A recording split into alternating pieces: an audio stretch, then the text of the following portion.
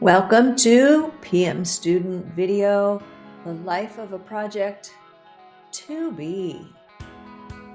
Not as in Shakespeare, to be or not to be. As in video 2 or part 2, we discussed the fact that between the charter and the scope come requirements, and that we were going to circle back to requirements. Now is that time. We are circling back to requirements. It seems like requirements get skipped over a bit sometimes when we teach project management. And what I mean is we do what I did, where I did part 1, the project idea resulting in the charter, and then part 2, you create your scope statement, your work breakdown structure. But what really informs that scope statement and that work breakdown structure is understanding what you're really supposed to do. And that means gathering requirements.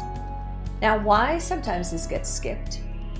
One, because there's only maybe so much time we have in teaching the ideas and concepts of project management. And as a project manager, you are more likely to be spending time creating the work breakdown structure with your team. But also, you may have a business analyst or a systems analyst or someone on your team who does the detailed work of gathering and documenting the requirements, the project requirements. This is important, and we don't want to overlook it. That's why we're coming back to it now. So, after the charter, in the charter, there is a high-level description of the product or service that you're creating or enhancing. And then, like I said, we jump to that scope statement. This is what we're really doing. But in between is that requirements gathering. And that's where through using different tools, maybe interviewing our stakeholders, our customers, maybe by doing a product breakdown, maybe even working with prototypes.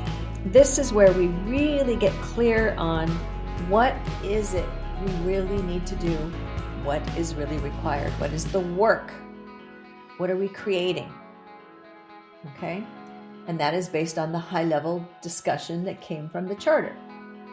Now, what frequently happens is there will be a list of requirements gathered, and even though we haven't done full estimating yet, we may realize that we may not be able to provide every requirement that was gathered and noted. This is why requirements need to be prioritized.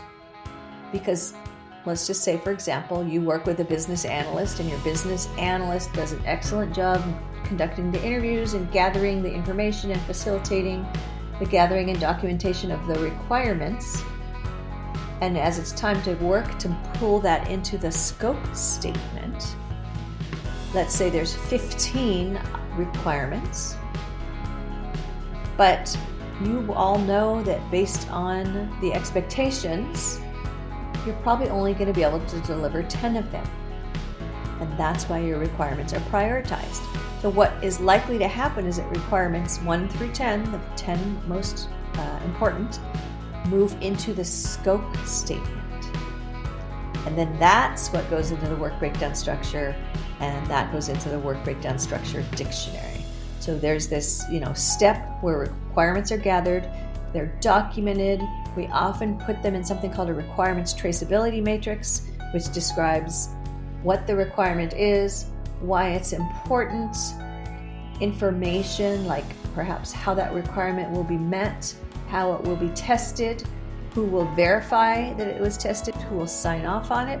And so you see this list of requirements, agreed upon requirements, is so important, because when it comes to the end of the project and your sponsor looks and says whether or not you delivered, it's going to come back to these requirements, which again go into your scope, which go into your work breakdown structure and your work breakdown structure dictionary, which become your scope baseline.